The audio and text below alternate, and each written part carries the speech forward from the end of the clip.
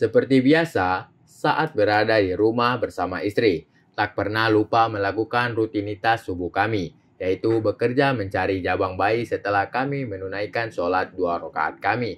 Alhasil, seperti kejadian semalam, istriku selalu kubuat lebih dulu sebelum kuusul ia, yang entah kapan bisa jadinya. Yang jelas, aku masih semangat dan belum putus asa untuk terus berusaha menciptakan keturunanku.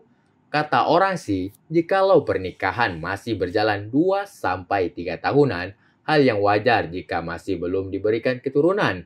Bahkan, ada yang jauh lebih parah dari kami yang sudah menikah bertahun-tahun lamanya, namun masih belum juga membuahkan hasil.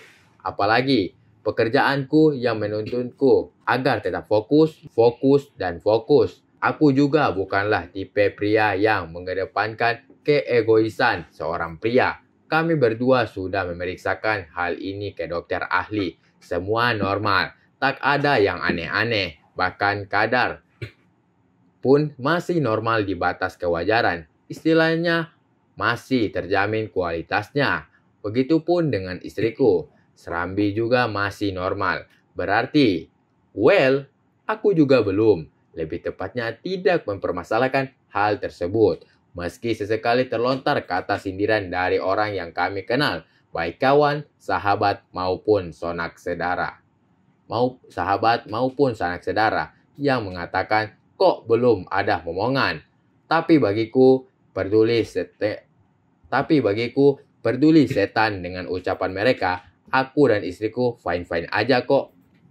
Pagi ini, selesai menunaikan kewajibanku tersebut, aku memutuskan untuk berolahraga pagi seperti biasanya. Cukup lari pagi seputaran kompleks. Saat aku keluar, aku melihat Randy, suami adikku, tengah memanaskan mobilnya untuk ia gunakan ke kantor. Lah, datang kok gak bilang-bilang. Begitu ujarnya saat menyadari kehadiranku di sini. Ma, itu Kak Dendi.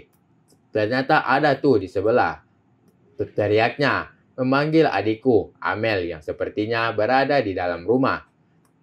Dan ya, olahraga pagiku sempat tertunda karena menyempatkan mengobrol dengan adikku serta suaminya. Beres berolahraga, aku melakukan proses pendinginan di teras rumah. Karena baju kaosku basah parah, alhasil tanpa tendeng, aling-aling, aku pun lantas membukanya hingga kondisiku sembari melakukan gerakan-gerakan kecil di teras. Hingga satu seruan singkat lebih keterpikku dengan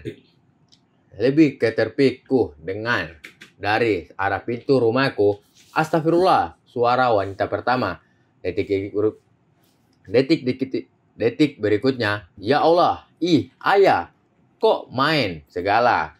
Suara wanita kedua yang dengan mudah kutebak jika itu adalah suara istriku. Namun suara yang pertama tadi yang sempat kudengar, kusadari adalah suara wanita berbeda yang adalah itu adalah Sita, istri si Herdi. Kagok bro, tapi bukan Dendi jikalau tak mampu menguasai diri. Dengan santainya aku berjalan. Gumamku, kemudian aku berjalan masuk ke dalam rumah, melewati istri. Kemudian melewati Sita yang langsung memalingkan wajahnya ke arah samping. Karena aku yakin ia tak ingin melihat yang tengah terbuka seperti ini. Setelah tiba di dalam rumah, yang kulakukan segera ngacir ke kamar mandi buat mandi. Selesai mandi, setelah berpakaian, kulirik jam pada dinding. Waktu telah menunjukkan pukul 8 pagi. Di luar kamar juga kudengar suara aktivitas. Aku yakin istriku dibantu oleh Sita setengah menyiapkan sarapan pagi kami. Selesai bercermin, dengan sedikit menyemprotkan parfum ke baju, aku pun berjalan keluar kamar, mumpung masih cuti.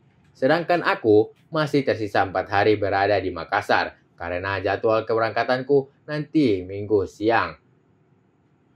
Apalagi tiket juga telah dipesankan oleh perusahaan untuk pergi pulangnya. Pagi, aku menyapa 2 orang wanita berkerudung yang tengah sibuk di ruang makan. Satunya wajahnya terbuka, satunya tertutup dengan khimat. kedua wanita itu spontan menoleh padaku. Seharusnya tatapanku langsung ketunjukkan pada Rizka istriku, yang entah pagi ini tampak cantik banget di mataku. Namun nyatanya tatapanku malah langsung tertuju pada sepasang mata yang menatapku dengan yang tampak banget sang empunya menderita kebekuan.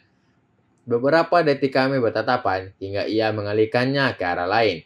Sedangkan aku, "Ih, bunda, lupa nyetokinya," balas istriku. "Lah, baru juga sebulan ditinggal, malah lupa kebiasaan suami." "Ye, kan? Kemarin pas ayah berangkat juga udah habis stoknya.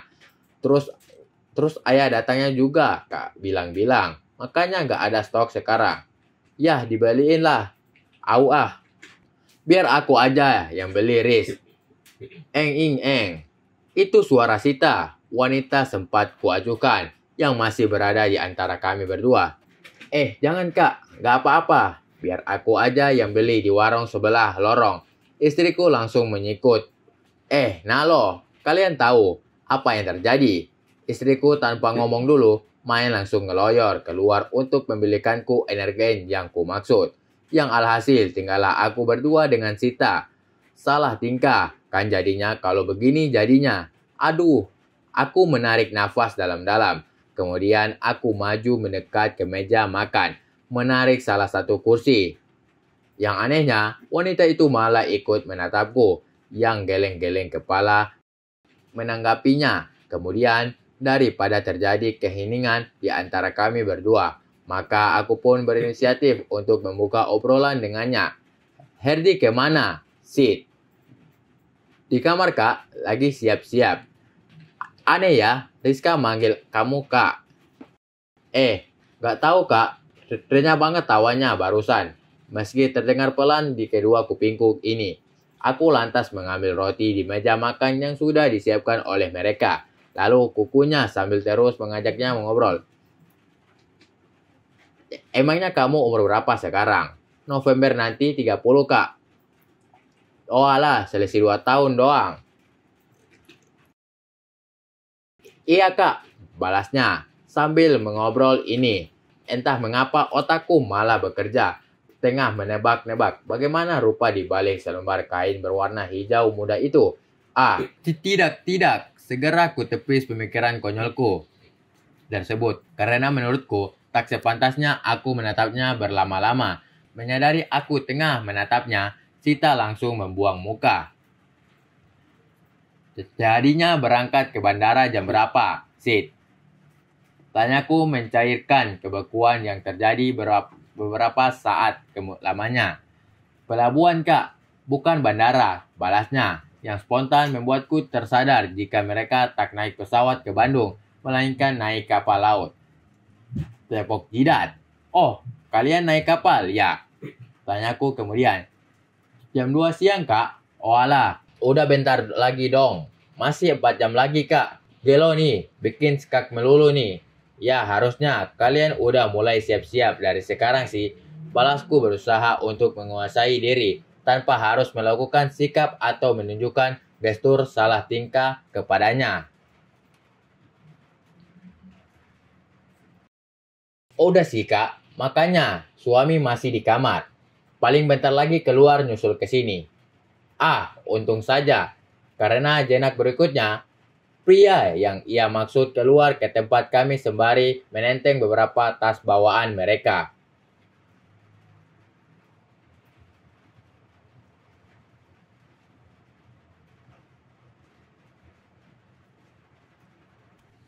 Oke guys, terima kasih telah tonton channel kami. Dan jangan lupa untuk menekan tombol like and subscribe agar kamu tidak ketinggalan novel-novel berikutnya. Bagi para jomblo, jangan sedih, sebab kehidupan itu berawal dari jomblo. Dan jangan lupa bahagia.